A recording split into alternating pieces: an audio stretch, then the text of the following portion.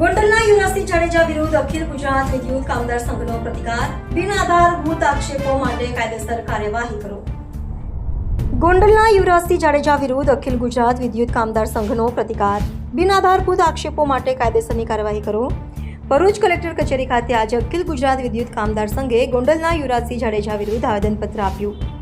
સંઘના જણાવ્યા મુજબ તારીખ 6 ઓગસ્ટ 2025ના રોજ યુવરાજસિંહે પ્રેસ કોન્ફરન્સ કરીને જેટકો કંપનીમાં PO1 ભરતી અંગે ગોટાળા થયાના ગંભીર આક્ષેપો કર્યા હતા। આક્ષેપોમાં મેનેજમેન્ટના અધિકારીઓ સાથે સંઘના નામનો પણ ઉલ્લેખ કરીને ભરતીમાં 5-5 લાખ રૂપિયાના ભ્રષ્ટાચારના આરોપ મુકાયા હતા। સંઘે સ્પષ્ટ કર્યું કે આ તમામ આક્ષેપો પાયા વિહોણા, તથ્ય વિહોણા અને કોઈ પુરાવા વગરના છે।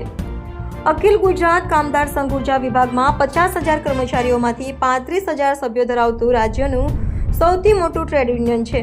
આવું સંગઠન પર લાંછન લગાવવું સંઘ કોઈ સંજોગોમાં સ્વીકારશે નહીં। સંઘે યુવરાજસિંહને પડકાર આપ્યો છે કે જો તેમના માટે ભ્રષ્ટાચારના પુરાવા હોય તો તે જાહેર કરે, નહીં તો તેઓ પર કાયદેસર કાર્યવાહી થવી જોઈએ। આવેદનમાં વધુમાં જણાવાયું કે યુવરાજસિંહ અગાઉ પણ બ્લેકમેલિંગના કિસ્સામાં ધરપકડ થઈ ચૂક્યા છે અને આ વખતે પણ બ્લેકમેલિંગના ઇરાદાથી યુનિયન પર દબાણ કરવાનો પ્રયત્ન કરી રહ્યા છે। સંઘે ચેતવણી આપી છે કે જો યુવરાજસિંહ વિરુદ્ધ તંત્ર દ્વારા તાત્કાલિક ગુનો નોંધવામાં નહીં આવે તો 35,000 કર્મચારીઓ ઉર્જા વિભાગમાં ઉગ્ર આંદોલન કરશે। આ માટે ભરૂચ કલેક્ટર, DSP તેમજ રાજ્યના મુખ્યમંત્રી અને ઉર્જા મંત્રીને લેખિત રજૂઆત કરવામાં આવી છે।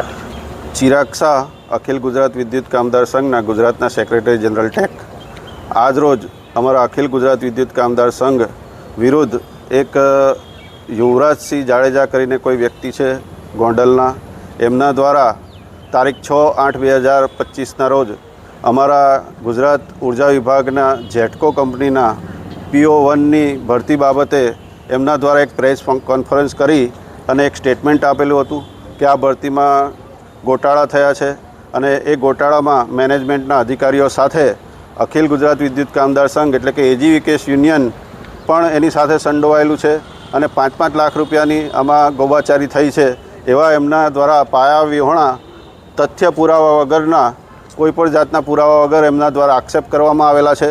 અમારું યુનિયન આખા ગુજરાતમાં ઉર્જા વિભાગમાં 50,000 કર્મચારીમાંથી 35,000 કર્મચારીઓની સભ્ય સંખ્યા ધરાવતું સૌથી મોટું એક જ કંપનીનું ટ્રેડ યુનિયન છે। આ યુનિયન પર આ રીતે આક્ષેપ કરાવ્યા અને લાંછન લગાડ્યું છે તે અમે કોઈપણ સંજોગોમાં સહી નહીં લઈએ।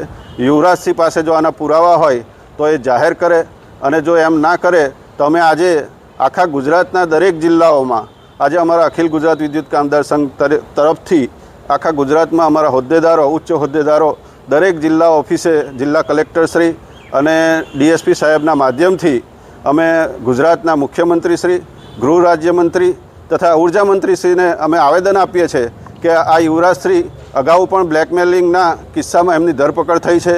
આ બ્લેકમેલિંગના ઈરાદાથી જ અમારું નામ લઈ અને અમને દબાવીને બ્લેકમેલિંગ કરવા માગે છે। આવા અનિષ્ટ તત્વોને તાત્કાલિક ધરપકડ કરે।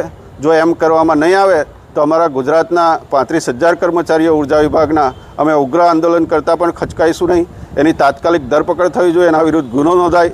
એટલા માટે આજે અમે જિલ્લા કલેક્ટર શ્રી અને DSP સાહેબને અમે ભરૂચમાં પણ ગુનો નોંધે એના માટે આવેદન આપવા આવ્યા છે।